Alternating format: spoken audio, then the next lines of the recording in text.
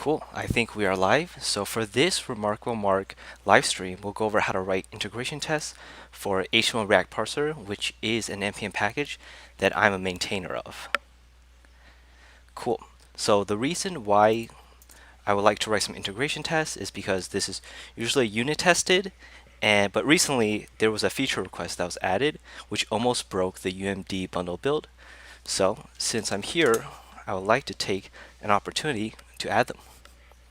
Adding the test would be useful because it will help with kind of, the confidence of the code, so that every time you merge your code, and then release it, you know that you have some confidence that it will go out well. So let's plan it out. What are we going to do?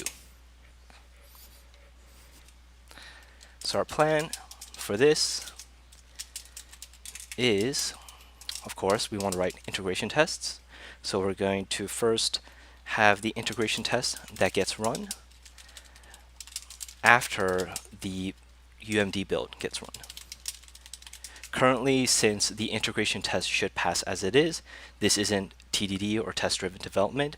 Pretty much it's TAD or test after development, where we have the code that's working and we want to make sure that we catch any errors if there has been a change that breaks the build. And then we also, something that is a nice to have is that we use Rollup as our module bundler instead of Webpack. I chose Rollup because Rollup is good for bundling or building libraries, whereas Webpack is really good for bundling apps. And so Rollup is usually faster and it leads to a smaller bundle size, but of course you can choose whichever bundler tool you want to use. So have the Rollup warn or throw error on warning. Cool. So I think these are the two things that we want to achieve in this live stream. So let's get to it. So here we're in the repository root directory, and currently we have the tests all in the test directory. This is the result of that in the past this package used to be tested using Mocha, and based on Mocha convention, there usually is a directory for test, and all the test files are inside that directory. I migrated to Jest, so nowadays all the tests, I can technically move them out and co-locate them next to the code, but for now that'll be a future refactor. So first things first, we can add an integration.test. So this is Jest convention. You generally name the test file as in the file name dot test or .spec.js. And so another thing that we want to do is this will test the bundle that gets built, the UMD bundle. And so what is the UMD bundle? I'll just show you by doing a run to list all the scripts that I have, and you can see that we have the build command. So just to prove or create a scenario where this test should fail or it should catch the error, what I'll do is I will go to my index.js,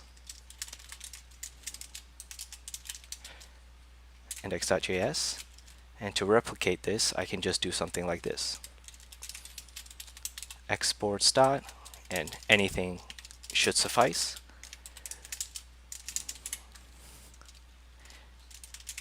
And then so if I run the build,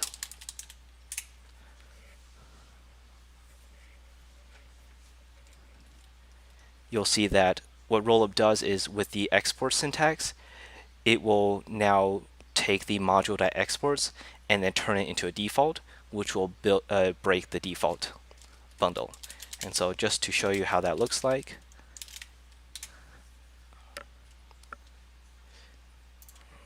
let me just pop it right in this browser. You'll see that I have an example here where I'm loading it using a script tag, and you'll see that this is no longer a function. So we want to fix that, or we want to prevent this error from happening. And so we have our integration.test.js, and so a quick thing that we can do here is now we want to require, since this is still written in CommonJS, so we're not using import syntax, and plus this was written a long time ago, so most of the code is written in ES5 syntax. So I want to require, and so we go up a level to dist, which is where it's built. I'll show you by refreshing the files here, and you'll see that here are the built or the distributed files. And so we can just require html-react-parser, just like that. And then so just test syntax is it uses Jasmine as the assertion library, and so it'll have these things called describe and it or test, and what that is it helps you organize your tests so the messages are more readable. So here we can call it, group it as the UMD, and then we'll have a test where it exports, let me think, what does it export? It exports the library. It exports the parser. That's more readable. And here in this callback, what I'll do is I'll do parse, or I'll create an expectation. So here, this is where the test is. I expect parse to be, I believe, to be instance of. Let me quickly Google that just to make sure I'm using the right syntax. So just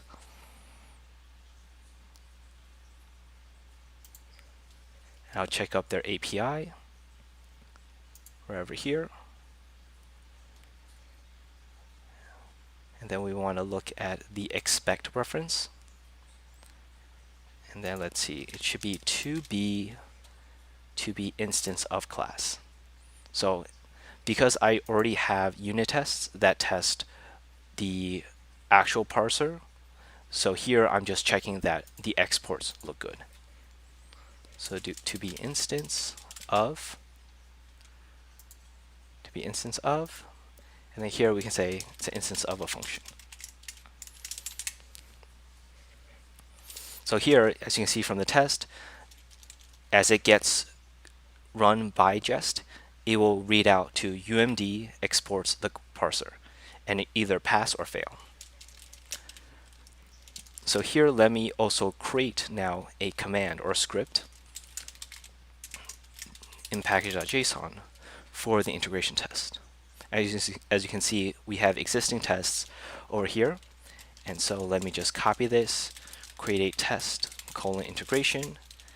And what it will do here is it will run Jest, and then it will run within the test /integration.test.js. And before the integration test gets run, we need to make sure that it runs the build first. So we do npm run test integration.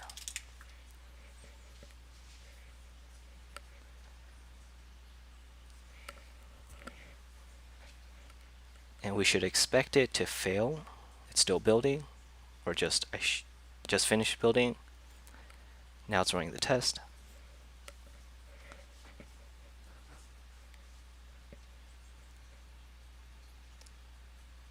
And great, it failed. That's what we expected. Cool. So from here, we can remove the addition we made that broke it, save the file, and then rerun the test again. And it should actually pass. So let's see. Fingers crossed.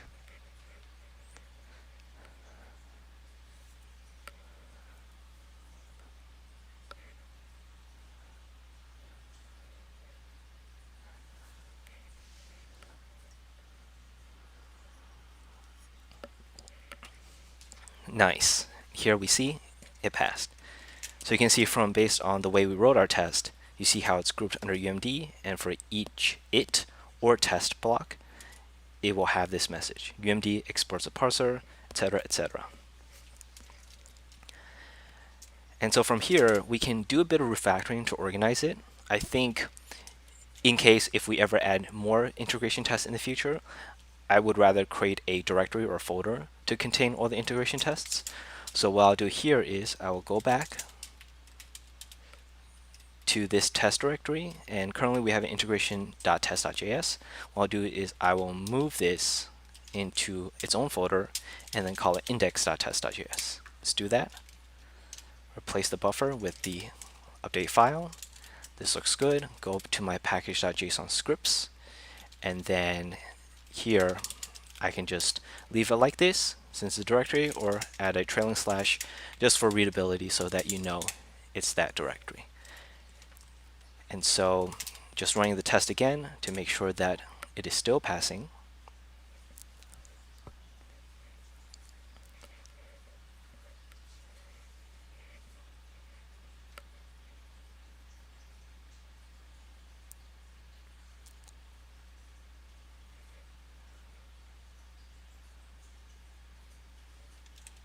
And it failed. Now let's see why it failed. Yes, because after we moved it, we need to update the require path of the UMD bundle. So here, we go into here, and now instead of going up a directory, we need to go up 2 directories. And that would take us to the file. Running it again.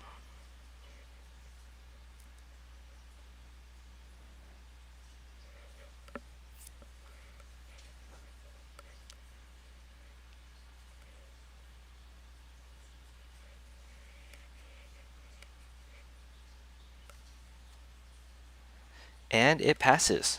Awesome. Sweet. So now we have the integration test running. We should also update our current unit tests, because if you look at our current unit tests, it doesn't specify a directory, so pretty much it's going to match all the test files, or the file matchers, which is the .test.js extension or the .spec.js extension. And I can show you right now. So if I do a npm test, which calls this,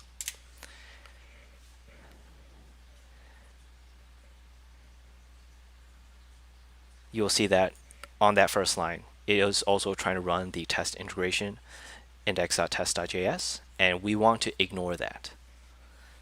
So I'll let it finish just so you can see the output.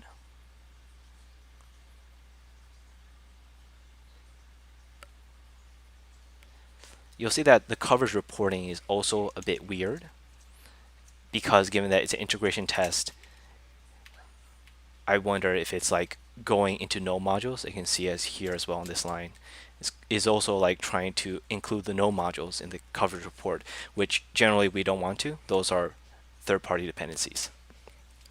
And so what we want to do is we want to ignore the test/integration directory in the normal unit tests, and then for the integration test, we are good as it is. And so let's figure out how to do that. So I can take the jest binary using npx.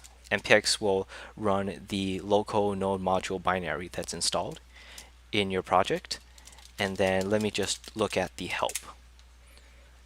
Cool. So this outputs all the options for jest. And let me search for ignore.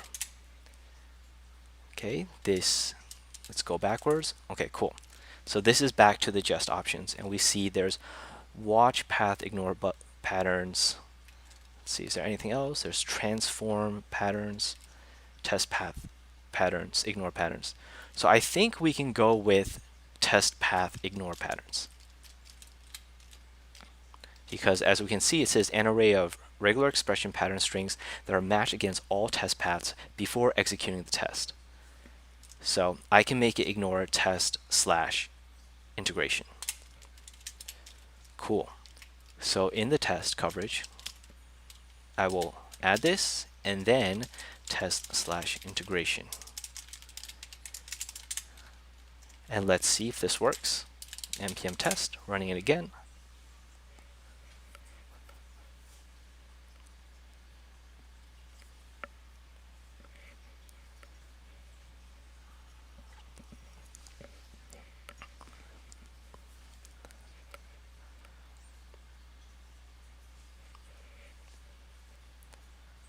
And we can tell already that it's good because when we looked at the tests that it was looking for, it did not include the test integration directory. Sweet. So this is looking good. We have the test, we have the test CI, and then the test integration. And now let's go back to the integration test. We have this kind of semi-done. Let's add a few more tests. So we know that it exports a parser. If we look back at the index.js, we can add tests to also just double check that these are also included in the exports. And these are on the parser itself. So I'll also include exports default as well.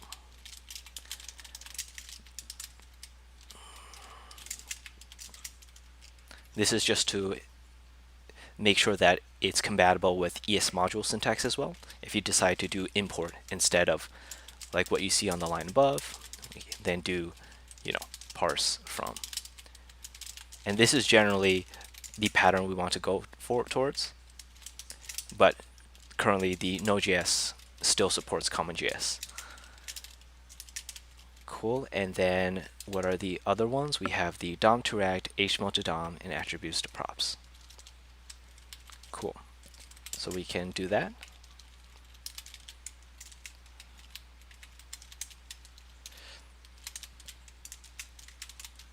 DOM to React. And then we have HTML to DOM.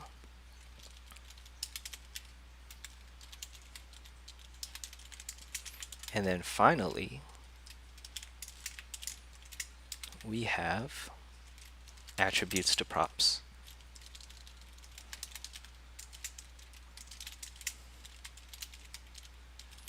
I just realized that adding a bunch of extra white space. Let me just clean that up over here. And I'll save it.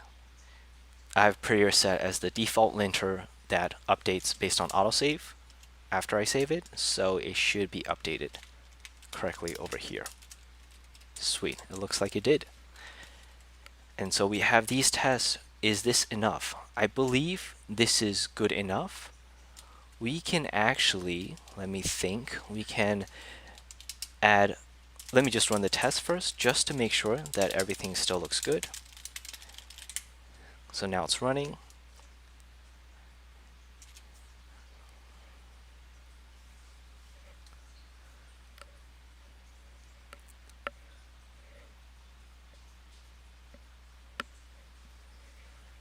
Cool. It's built and now it's running the test. Sweet. Everything passes. Looks good. And since, as you saw back during the dist, we build both the unminified build as well as the minified build. For those who are curious, the map is simply just the source map that gets built. So this is attributed to the unminified map, while this is for the minified map. And it's just to improve debugging when you're loading it. If everything is uglified, you don't know what the code is if you encounter error or something. And so we also want to include a minified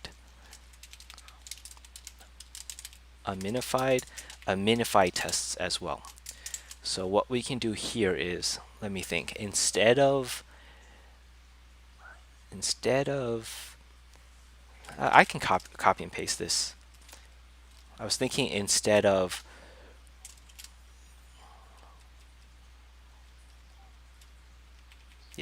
making this more into a array that gets run twice, and so then the parse will be dependent on if you're min or unmin.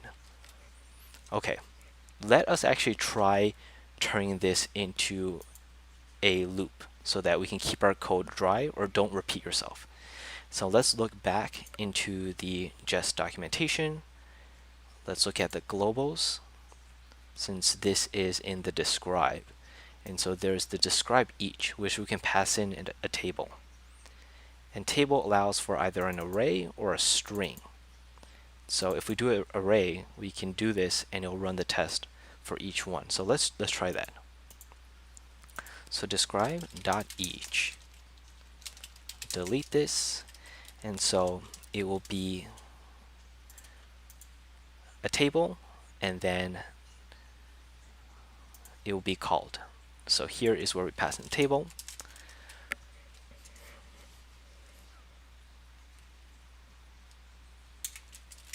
And we can do it like this. So the first one would be the unminified.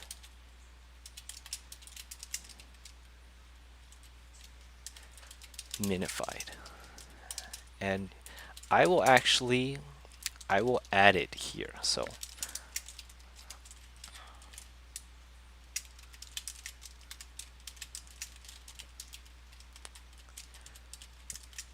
this will be minified. Cool.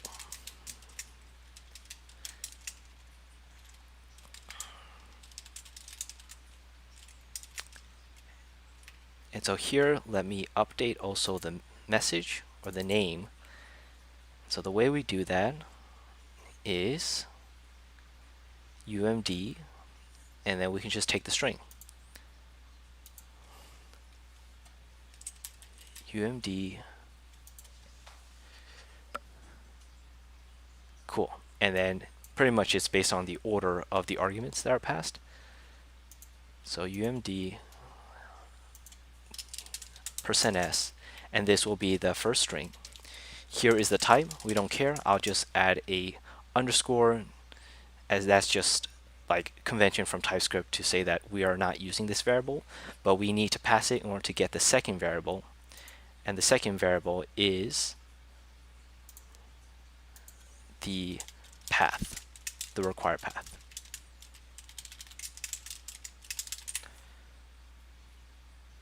Okay, let's do that.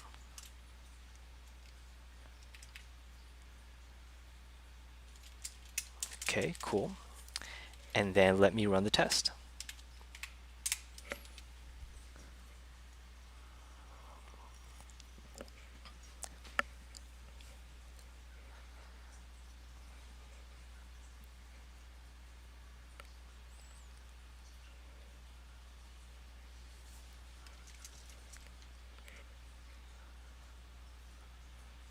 Nice. So they both ran, they both passed. Sweet. So I think at this point we can actually start committing this. Yep. And let's see. So we've already accomplished the first note, which is we want to write integration test, which runs after the UMD build. So this will test that the UMD build is still correctly exported and built, and that we expect what the output is. And then we also want to next up have rollup throw an error on warning. Oh, but one thing to note is something we shouldn't forget is we want to update our CI to run integration test. So that's something we'll do next, but we can commit what we have for now. So let's look at our code. We're currently still on master. I'll do a git pull to make sure we have latest master, and we do. I'll create a new branch, check out, new branch, and we'll call it test integration, just like that. Boom. And let's look at our diff. So we added a test in the package.json, a new script test integration, and then the other file is in the test /integration directory. And so let's add them both. Added. We'll check our staged files. Looks good. Sweet. And let us commit it. Awesome. So pretty much what's happening now is a pre-commit hook, which is using Husky, and it's using lint stage, and it's also running lint, like DTS lint, which verifies the TypeScript linting. And then it'll run the other lint, and then it'll run the normal unit test coverage. And for the integration test, I will skip checking for coverage, since I believe the unit test is a good enough indicator.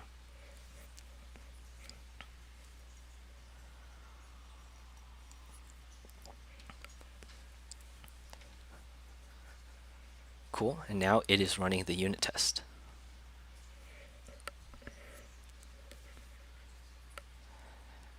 And so the reason why we have this commit hook or pre-commit hook is that, it's a good sign of confidence to check your code before you even commit it, so that you have every commit is like a green commit.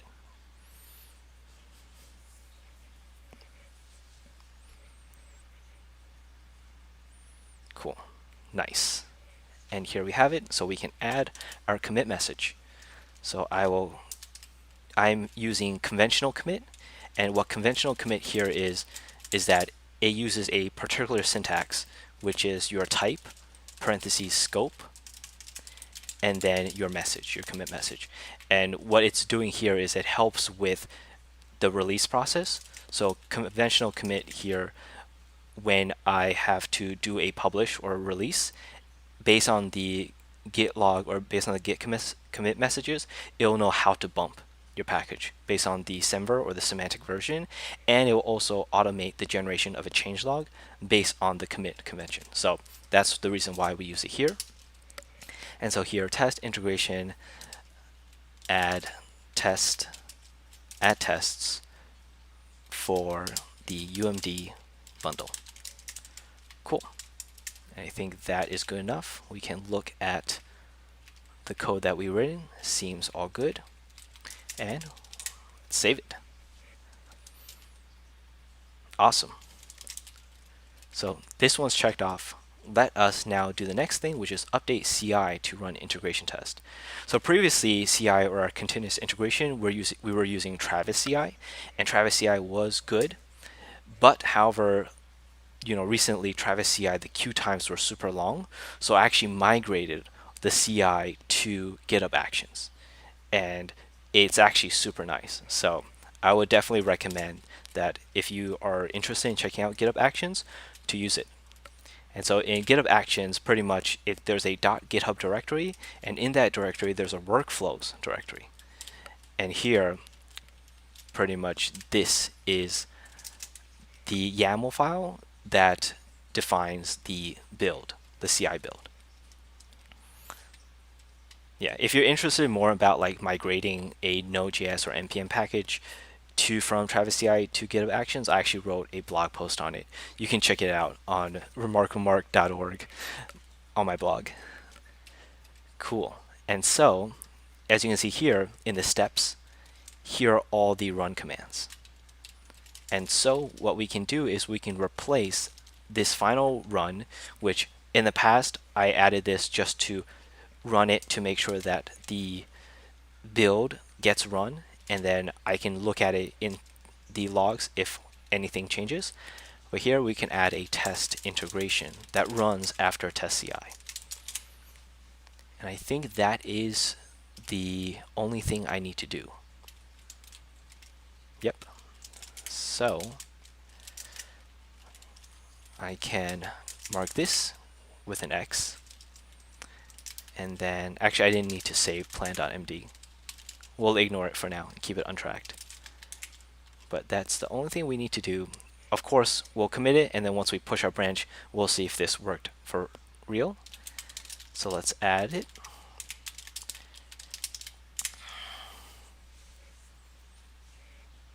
At this point, technically you don't need the whole thing to run, the pre-commit hook, since we're only modifying a CI build YAML file. So at this point, I am at the liberty to ignore the whole pre-commit,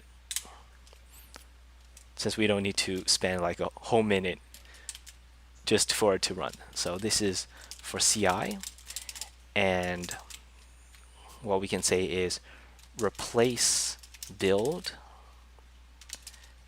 with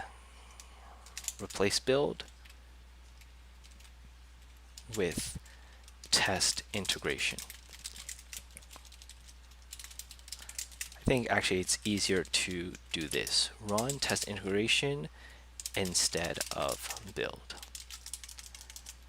Cool. This looks good. The only thing, of course, is that the commitment doesn't do a check, but I'm sure that in commitment wise, this is the correct convention. And then the final thing we want to do is rollup throw error on warning. So let's try to figure out how to do that. So we can look at rollup again, and here let me just check for the help, and let's search to see if, actually ignore that, for help. Let me search backwards. Oh, not help, my bad. I meant to say search for warn. I think warn is better. Oh, there we go. First line. So we have a exit with an error if the build produces warnings. So I think this is what we want. And let me just make sure that this is rollup. Yes, this is rollup help. Cool. So we only have to put that as the option in the CLI command. So let's go to our package.json and let's go to build, and let's paste this, fill after warnings. Let's save it, and we can do a test right now by going back to index.js and then adding this again, and this should cause it to fail.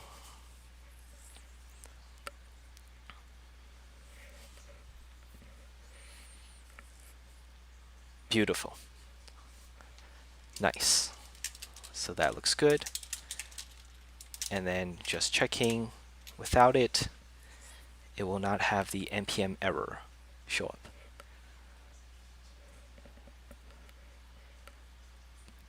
Sweet. So let's add that. Let's check it off over here.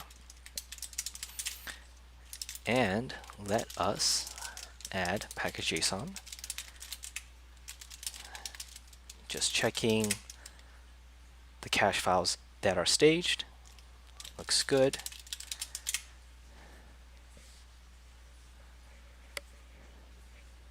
And once again, we don't need for the whole thing to run here, so I will do a no verify as well, since there was no actual code that was changed other than the script, the build script.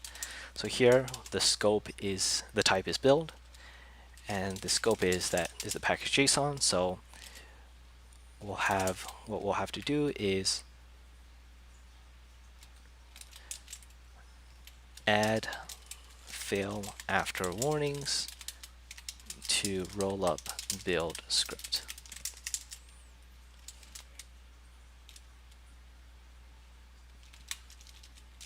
Enable. Sweet. Saved, and we're good. I think that is all we have, and this plan is done.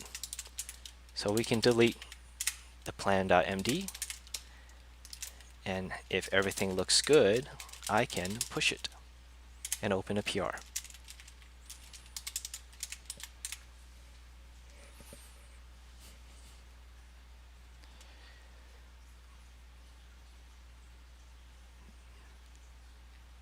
Cool. And so let us do that right now. Compare and pull request. Destination branch is master. And so what we're doing here is, and I'll follow the format here as well for conventional commits. You don't have to do it here on the PR title, but I'm just doing it out of habit and consistency. Here we'll say add integration tests, or add tests for UMD bundle. What is the motivation for this? Test. Add integration tests for UMD bundle. Add integration tests for UMD bundle, and add UT test, and fail build if there are warnings.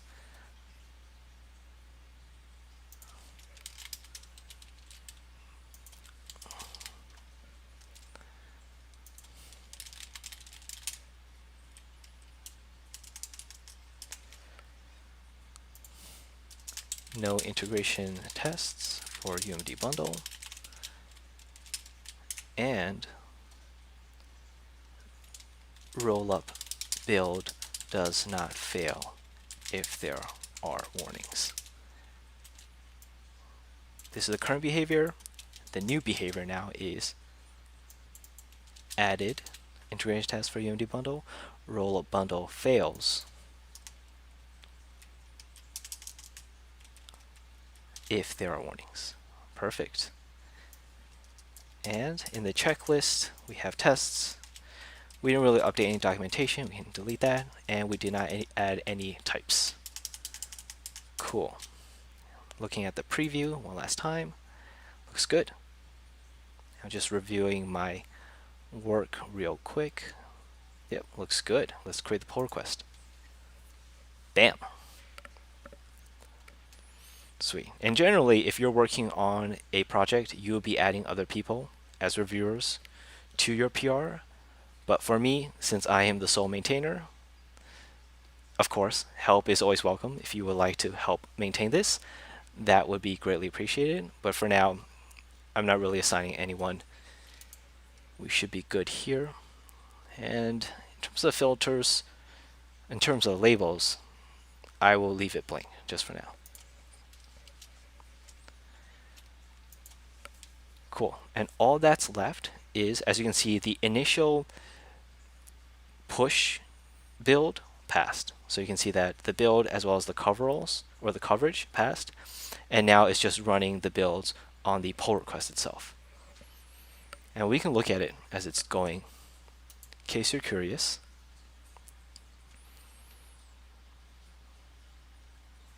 Cool. And you can see here, this is the commit lint. So even if I wrote a bad commit message or it didn't follow the convention, it would fail on this one.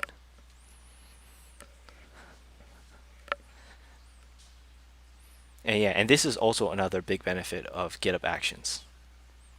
Like these workflows, super nice. And free for open source or public repos. So take full advantage of it.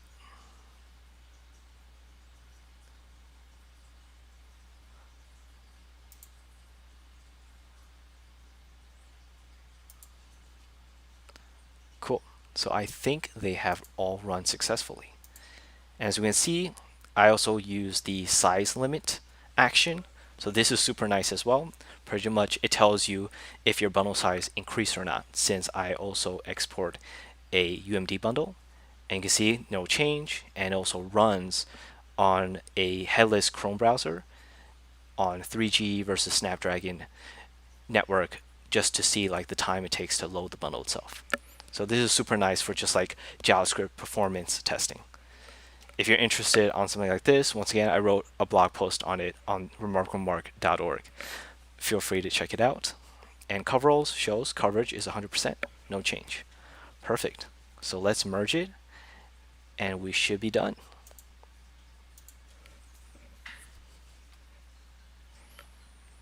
Awesome. And we are good. So this ends the live stream of simply adding integration test